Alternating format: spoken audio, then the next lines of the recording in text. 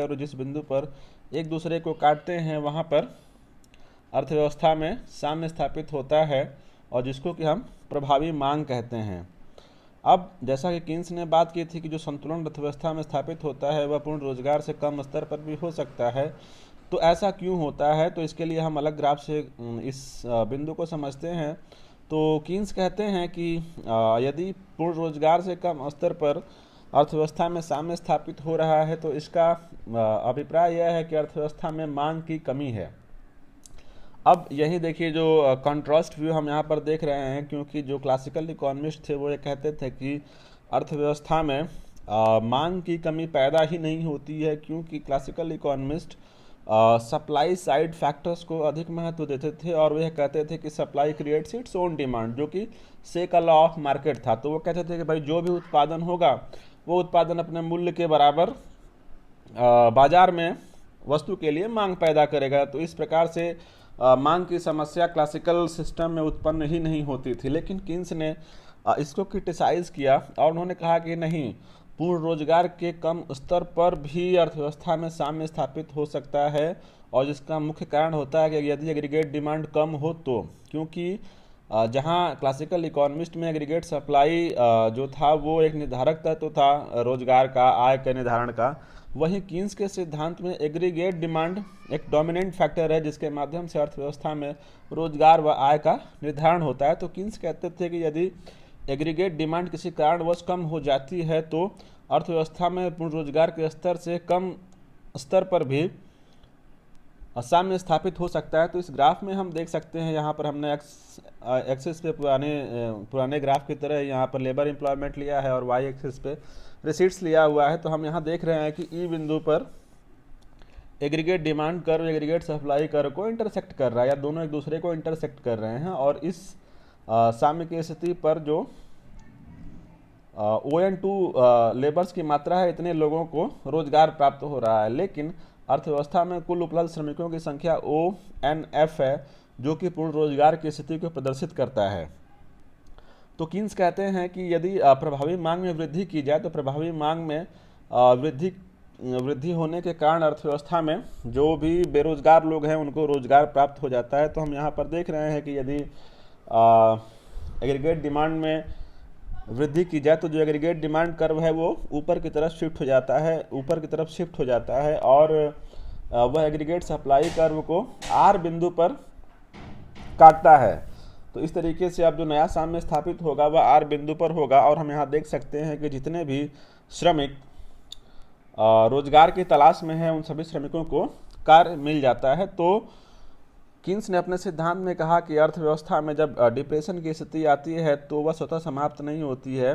और बेरोजगारी की समस्या उत्पन्न होने के पीछे मूल कारण एग्रीगेट डिमांड की कमी है या इफेक्टिव डिमांड की कमी है। तो वो सुझाव देते हैं कि बेरोजगारी की समस्या को दूर करने के लिए एग्रीगेट डिमांड में वृद्धि की जानी चाहिए। अब यहाँ पर समझने वाली बात है कि हम एग्रीगेट डिमांड में वृद्धि कैसे कर सकते हैं। तो इसके लिए कीन्स का सुझाव था कि हम एग्रीगेट डिमांड में वृद्धि 3 विधियों से कर सकते हैं। तो उन्होंने कहा कि सबसे पहले या तो हम उपभोग व्यय में वृद्धि करें, दूसरा या तो विनियोग व्यय में वृद्धि करें, और तीसरा सार्वजनिक व्यय में वृद्धि करें। तो अब आइए एक एक करके देखते हैं इन तीनों पॉइंट्स के बारे में। तो कीन्स ने कहा था कि जो उपभोग व्यय होता है वह लेवल ऑफ इनकम और प्रोपेंसिटी टू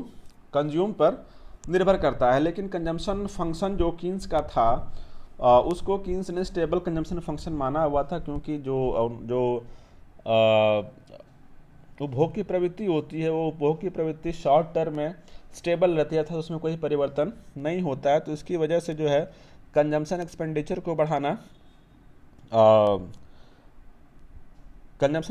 को बढ़ाना वह पॉसिबल नहीं होता है इकोनॉमी में, क्योंकि यह जो सिद्धांत दिया गया था वह मंदी के दौर में दिया गया था कि किस तरीके से मंदी को दूर किया जा सकता है, अर्थात किस तरीके से उत्पादन और रोजगार को और राष्ट्रीय आय को बढ़ाया जाए। तो उस स्थिति में या उस बैकग्राउंड में सिद्धांत आया था, इसलिए उन्होंने कहा कि कंजम्पशन एक्सपेंडिचर में वृद्धि संभव नहीं होती है। और दूसरा जो फैक्टर था एग्रीगेट डिमांड में वृद्धि करने का, जिसको कि विनियोग व्यय में वृद्धि कहा गया, तो उसके पीछे कीन्स ने बताया कि विनियोग जो व्यय होता है वह 2 कारकों पर निर्भर करता है। हमने पहला ही बताया था, एक पहला है रेट ऑफ इंटरेस्ट पर और दूसरा होता है मार्जिनल एफिशिएंसी ऑफ कैपिटल पर। तो क्योंकि किन्स ने कहा कि जो रेट ऑफ इंटरेस्ट है वो मोर और लेस स्टिकी होता है, और किन्स ने यह भी कहा कि यदि आप रेट ऑफ इंटरेस्ट कम भी कर देंगे तो अर्थव्यवस्था में निवेश व्यय में वृद्धि नहीं होती है। उसके पीछे उन्होंने कारण बताया कि जो मार्जिनल एफिशिएंसी ऑफ कैपिटल है, अर्थात जो नई पूंजी संपत्ति द्वारा लागतों को निकालकर प्राप्त होने वाले अधिकतम भावी आय से जो आय होती है उसको हम मार्जिनल एफिशिएंसी ऑफ कैपिटल अर्थात expected rate of future return जो होता है उसको हम मार्जिनल एफिशिएंसी ऑफ कैपिटल कहते हैं। तो यह जो पूंजी की सीमांत उत्पादकता होती दक्षता होती है वह बहुत कम हो जाती है, अर्थात यह एक जो उत्पादक होते हैं उत्पादकों की यह मनोवृत्ति को प्रदर्शित करती है। यदि मार्जिनल एफिशिएंसी ऑफ कैपिटल उत्पादकों के अंदर अगर ऑप्टिमिस्टिक व्यू रख रही है, वो ऑप्टिमिस्टिक व्यू को डेवलप कर रही है, तो इसका अर्थ यह है कि जो प्रोड्यूसर्स होंगे वो अधिक से अधिक निवेश करेंगे। लेकिन यदि मार्जिनल एफिशिएंसी ऑफ कैपिटल अर्थात जो प्रत्याशित आय है किसी भी पूंजी संपत्ति को जब अपने उत्पादन में लगाता है उससे जो प्राप्त होने वाले भावी आय होगी वह आय यदि पेसिमिस्टिक है अर्थात उसमें वह उसको प्राप्त होने की कोई संभावना नहीं होती है, तो ऐसी दशा में जो उत्पादक होता है वह निवेश को कम करता है। तो इस तरीके से किन्स ने बताया कि रेट ऑफ इंटरेस्ट मोर और लेस वो स्टिकी होते हैं, और डिप्रेशन की स्थिति में जो मार्जिनल एफिशिएंसी ऑफ कैपिटल है वो भी कम हो जाती है, जिसकी वजह से जो प्राइवेट इन्वेस्टमेंट है या जो निजी विनियोग है उसमें वृद्धि नहीं होती है। तो क्योंकि हमने देखा था कि एग्रीगेट डिमांड के कंपोनेंट्स वाले सेक्शन में कि एग्रीगेट डिमांड के दो कंपोनेंट्स होते हैं, अब इन दोनों कंपोनेंट्स में शॉर्ट टर्म में कोई परिवर्तन नहीं हो सकता है। तो इसलिए किन्स ने इस डिप्रेशन जैसी स्थिति से बाहर निकलने के लिए, मंदी जैसी स्थिति से अर्थव्यवस्था को बाहर निकालने के लिए एक उपाय सुझाया था। उन्होंने बताया था कि जो सार्वजनिक व्यय है या जो सरकारी व्यय है उसमें वृद्धि की जानी चाहिए, अर्थात यदि सरकार अर्थव्यवस्था में निवेश करे तो इसके माध्यम से अर्थव्यवस्था में रोजगार के स्तर को बढ़ाया जा सकता है, और इसके साथ साथ जो नेशनल आउटपुट है और नेशनल इनकम में भी वृद्धि की जा सकती है। तो इसके पहले जो अवधारणा थी सरकारी हस्तक्षेप को लेकर या सार्वजनिक व्यय को लेकर के, तो हमने पिछले क्लास में बताया भी था कि अर्थव्यवस्था में कोई भी सरकारी हस्तक्षेप नहीं होता है। तो जो क्लासिकल थॉट्स थी, तो क्लासिकल थॉट्स के अंतर्गत यह माना गया था कि अर्थव्यवस्था में सरकार को किसी प्रकार कोई आर्थिक गतिविधि नहीं करनी चाहिए, क्योंकि उसके हस्तक्षेप से जो मार्केट इकोनॉमी है, जो मार्केट फोर्सेस हैं, वो इफेक्टिवली वर्क नहीं करती हैं। तो उन्होंने उत्पादन की प्रक्रिया में सरकारी हस्तक्षेप को एक बाधा माना था। तो और उन्होंने यह भी कहा था कि जो सरकार का मुख्य काम होना चाहिए वो प्रशासन इत्यादि तक, सेना तक ही सीमित होना चाहिए। लेकिन किन्स ने एक रिवोल्यूशनरी आइडिया दिया, और यही जो आइडिया था वो पूरी दुनिया के लिए एक गाइडिंग प्रिंसिपल बना। पूरी दुनिया के लिए इसने एक नए रास्ते का निर्माण किया जिसके प्रयोग से लोग अपनी अर्थव्यवस्थाओं में आर्थिक समस्याओं को दूर कर सकते थे। तो किन्स ने इसीलिए कहा कि इसमें अब सरकार को आगे आना होगा और सरकार को अर्थव्यवस्था में विनियोग करना होगा। इसके पीछे किन्स यह तर्क देते थे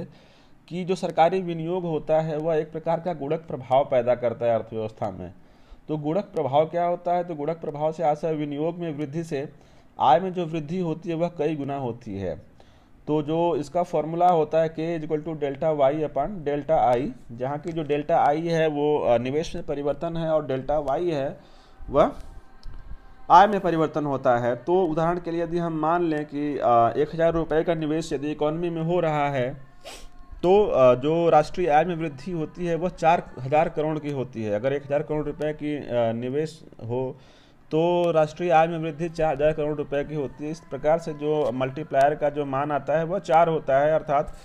प्रत्येक 1 रुपये के निवेश से अर्थव्यवस्था में 4 रुपये आय में वृद्धि होती है। तो इसीलिए किन्स ने कहा था कि जो सरकारी विनियोग होता है, सरकारी विनियोग में वृद्धि ला करके हम अर्थव्यवस्था में रोजगार का सृजन कर सकते हैं। इसके अलावा इसकी एक दूसरी उपयोगिता यह थी कि किन्स ने कहा कि यदि जब सरकार निवेश करेगी तो जो एक तरफ तो राष्ट्रीय आय में वृद्धि होगी और दूसरी तरफ ये जो मार्जिनल एफिशिएंसी ऑफ कैपिटल है, अर्थात जो एक्सपेक्टेड रेट ऑफ जो फ्यूचर रिटर्न है जो संपत्तियों पर उद्यमियों को प्राप्त होगा, प्रोड्यूसर्स को प्राप्त होगा, तो उस एफिशिएंसी ऑफ कैपिटल में वृद्धि होती है, जिसके कारण से कि जो प्रोड्यूसर है वो प्रोड्यूसर इन्वेस्ट करने के लिए प्रोत्साहित होते हैं, क्योंकि किन्स ने माना था कि अर्थव्यवस्था में जो मूल समस्या है निवेश न होने की, प्राइवेट इन्वेस्टमेंट न होने की, वह थी मार्जिनल एफिशिएंसी ऑफ कैपिटल का कम होना। तो इस तरीके से जब सार्वजनिक निवेश होगा तो सार्वजनिक निवेश के कारण जो मार्जिनल एफिशिएंसी ऑफ कैपिटल है उसमें भी वृद्धि होगी, और इसके साथ साथ जो है जिसके फलस्वरूप जो प्राइवेट इन्वेस्टमेंट है उसमें भी वृद्धि होगी। तो इस तरीके से हमने देखा कि किस तरीके से किन्सियन थॉट को यूज़ करके या किन्स ने किसी भी डिप्रेशन में फंसी हुई अर्थव्यवस्थाओं को किस तरीके से मंदी से बाहर निकाला जा सकता है उसके बारे में उन्होंने अपना सिद्धांत दिया था। और यह सिद्धांत बिल्कुल जो क्लासिकल थॉट्स के बिल्कुल अपोजिट था, क्योंकि क्लासिकल थी जो इकोनॉमिस्ट थे वो मानकर चल रहे थे कि अर्थव्यवस्था में पूर्ण रोजगार की स्थिति हमेशा पाई जाती है, लेकिन किन्स ने साबित किया कि अर्थव्यवस्था में जो साम्य होता है वह पूर्ण रोजगार के स्तर से कम पर भी हो सकता है। और क्योंकि क्लासिकल इकोनॉमिस्ट ये मानकर चल रहे थे कि जो भी उत्पादन होगा, जो भी पूर्ति होगी, वह स्वयं अपने लिए मांग का सृजन कर देती है। लेकिन जो किन्सियन सिस्टम था, किन्सियन सिस्टम में किन्स ने कहा था कि नहीं, जो शॉर्ट रन में एग्रीगेट सप्लाई को परिवर्तित करना मुश्किल नहीं, बहुत मुश्किल होता है, इसलिए वह जो डोमिनेटिंग फैक्टर जहाँ पर एग्रीगेट सप्लाई जो है वो क्लासिकल थियोरी में था, तो यहाँ पर किन्स अपने सिद्धांत में एग्रीगेट डिमांड को डोमिनेटिंग फैक्टर के रूप में लेते हैं, और वह कहते हैं कि अर्थव्यवस्था में रोजगार, आय इत्यादि का निर्धारण एग्रीगेट डिमांड के माध्यम से होता है, और वह एग्रीगेट डिमांड जिस बिंदु पर एग्रीगेट सप्लाई के बराबर होता है तो उसी बिंदु को उन्होंने इफेक्टिव डिमांड कहा। अर्थात किसी भी अर्थव्यवस्था में रोजगार का स्तर बढ़ाने के लिए जो सबसे प्रभावी तरीका है वह है कि अर्थव्यवस्था में जो इफेक्टिव डिमांड है, इफेक्टिव डिमांड में वृद्धि की जाए, और इफेक्टिव डिमांड जितनी ही अधिक होगी, जितने ऊंचे स्तर पर स्थापित होगा रोजगार में, उतनी ही वृद्धि होगी। तो इस तरीके से आज का ये लेक्चर समाप्त होता है। अगले लेक्चर में मिलते हैं जल्दी आपके साथ, और तब तक के लिए धन्यवाद।